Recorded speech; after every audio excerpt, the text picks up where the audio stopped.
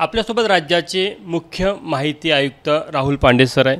Sir, तुम्ही जो एक नवीन निर्णय घेतलेला आहे की यानंतर जो कोणी माहिती मागेल, जी माहिती त्याला दिली जाईल ते वेबसाईटवर अपलोड केली जाईल. नेमकं हा निर्णय घेण्यापाठीमागचा काय उद्देश आणि ना काय फायदा होईल असं वाटतं तुम्हाला? माहिती अधिकाराचा मूळ उद्देश हा शासनाला उत्तरदायित्व बनवणं आणि प्रशासनाला अधिक पारदर्शक बनवणं असं होता.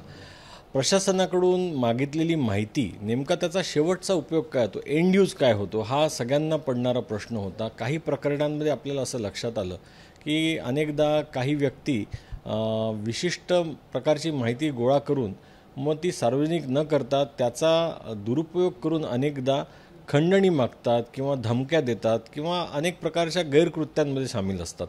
आपल्याला आठवत असेल, आपण या आधीच्या कालावधीत देखील माहिती अधिकाराचा वापर करून खंडणी मागणाऱ्या लोकांविरुद्ध तक्रारी दाखल करा, गुन्हे दाखल करा असं खुलं आव्हान केलं होतं. त्याला काही प्रमाणात प्रतिसाद मिळाला असला तरी अनेक नागरिक या सगळ्या गोष्टींना घाबरायचे.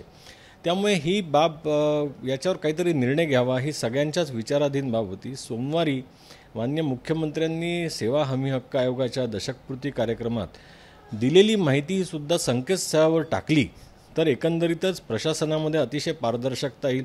ज्यांनी चूक केली असेल त्याला कायद्याप्रमाणे जे काही भोगावायचं असेल ते भोगावं लागेल, पण मागितलेल्या माहितीच्या आधारे कोणाला ब्लॅकमेल करणं किंवा खंडणी मागणं हा प्रकार मात्र अतिशय निषेधार्ह असल्याचं त्यांनी मत व्यक्त केलं होतं.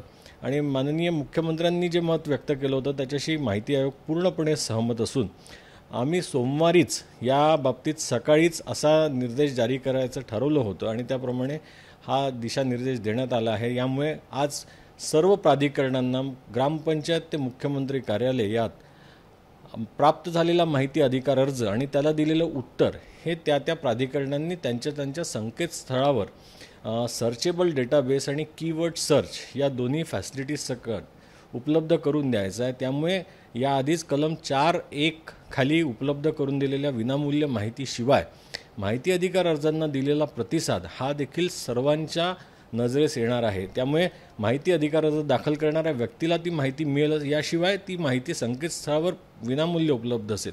आपल्याला माहिती आहे, आपण नागपूर पोलिसांच्या वेबसाईटवर जा, त्यांनी काही महत्त्वपूर्ण RTIच्या अर्जांना दिलेले उत्तरं हे त्यांनी त्यांच्या संकेतस्थळावर स्वतः टाकलेलं. दिस इज सुओ मोटो डिस्क्लोजर, स्वयंप्रेरणेने उघड करावयाची माहिती.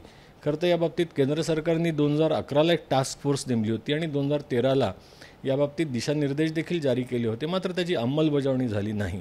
त्यामुळे महाराष्ट्र माहिती आयोगाच्या वतीनं माहिती अधिकार कायद्याच्या कलम 25(5) खाली हे निर्देश काल जारी करण्यात आले आहेत. एखाद्या व्यक्तीने अर्ज जरी केला असला तरी आता ती सार्वजनिक मालमत्ता असेल आणि ती जनता, कोणतीही जनता ती बघू शकेल. नाही, अनेकदा अर्ज दाखल केल्यानंतर नाही, कारण त्यात एक धोका असा आहे की काही अर्जदारांचे अर्जच जर दिले तर त्यांच्यावर देखील दबाव येऊ शकतो. त्यामुळे अर्ज प्राप्त झाल्यावर त्याच्यावर प्रोसेसिंग झाल्यावर त्याला जे उत्तर दिलेलं आहे, अनेकदा यात खाजगी विवादांच्या गोष्टी असू शकतात, नवरा बायकोचे भांडणं असतात, नवऱ्याने बायकोचा पगार मागणं किंवा बायकोनी नवऱ्याच्या पगारपत्रकाची मागणी करणं, यात काही फार सार्वजनिक हित असेलच असं नाही.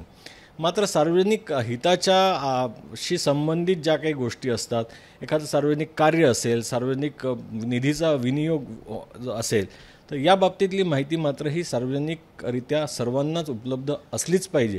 आणि ती जर माहिती अधिकार अर्जाच्या उत्तराच्या अनुषंगाने दिली असेल तर ती त्या केवळ अर्जदाराची खाजगी मालमत्ता न राहता ती सार्वजनिक संकेतस्थळावर सर्वांना विनामूल्य पाहता येईल याची व्यवस्था आपण करणार आहोत. काही अर्जामध्ये किंवा काही माहितीमध्ये वैयक्तिक स्वरूपाच्या देखील माहिती असतात ज्या प्रशासनाशी निगडीत असतात, मग त्या देखील संकेतस्थळावर टाकल्या जाईल. प्रशासनाची संबंधित कुठलीच बाब ही खाजगी असू शकत नाही. त्यामुळे त्याला कलम 8 माहिती अधिकार कायद्याचा जो अपवाद आहे त्यातील ज्या गोष्टी उघड करणे बंधनकारक नाही त्या वगळूनच माहिती देणं अपेक्षित असते. आपण आपल्या निर्देशात स्पष्टपणे उल्लेख केलेला आहे की कलम 8 खालील अपवाद वगळता उघड केलेली माहिती आपल्याला संकेतस्थळावर टाकायची आहे. काही अर्जामध्ये असं पाहायला मिळतं की काही पर्टिक्युलर व्यक्तीच वारंवार अर्ज करतात आणि पूर्वग्रह दूषित ठेवून ते अर्ज त्या माध्यमातून माहिती मागतात, असं देखील निदर्शनास आलं. काही लोक त्याचा वारंवार उपयोग करतात, ही गोष्ट खरीच आहे. आपण मागे मी सांगितलं होतं की माहितीचा अधिकार हा माहितीचा एकाधिकार होऊ नये. काही मुठभर लोकांनी हा कायदा हायजॅक करणं हे कायद्याला अपेक्षित नाही आहे.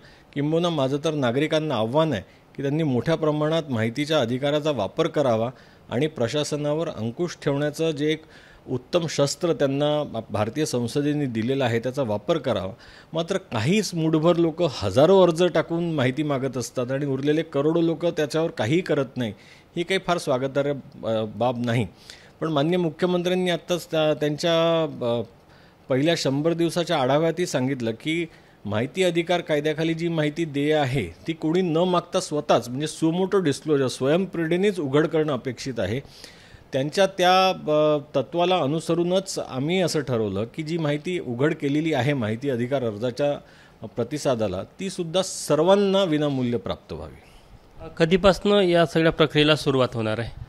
आम्ही तर तात्काळ प्रभावाने त्याची अंमलबजावणी करावी असे निर्देश दिलेले आहेत. पण अर्थात यात प्रत्येक प्राधिकरणाचं स्वतःचं स्वतंत्र संकेतस्थळ आणि त्यात सर्चेबल डेटाबेस आणि कीवर्ड बेस्ड सर्च हे होण्यासाठी जी तांत्रिक गरज आहे कदाचित त्याला काही निधीसुद्धा लागू शकतो.